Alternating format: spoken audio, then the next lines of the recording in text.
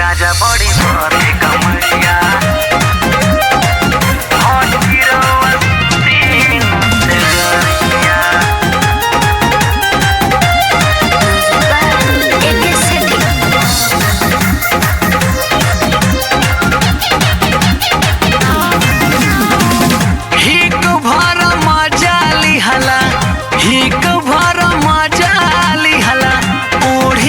चदरिया राजा बड़ी बथे कमरिया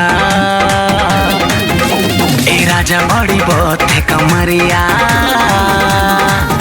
हड्डी रउआ सूती ना से जरिया राजा बड़ी बथे कमरिया हड्डी रउआ सूती ना से जरिया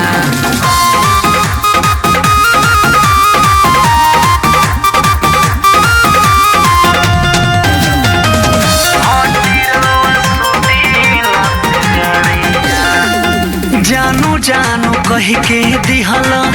मूड गड़बड़ाई चूड़ी हमार तोड़ल राजा चटकाई जानू जानू कही के दिहल मूड गड़बड़ाई चूड़ी हमार तुरल राजा जी कलाई सबसे अलंग टूटे सबसे अलंग टूटे उठे लाल हरिया राजा बड़ी बथे कमरिया राजा बड़ी बथे कमरिया हड्डी रउआ सूती ना से जरिया राजा बड़ी बथे कमरिया हड्डी रउआ सूती ना से जरिया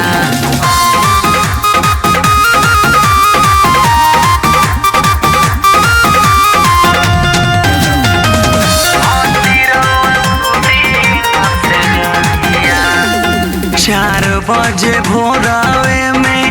नींद तो लागल खोदी खोदी कोई दिहला हमारा के पागल 4 बजे भोरवे में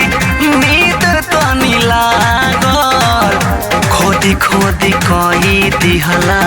हमारा के पागल लेके चटाई जाई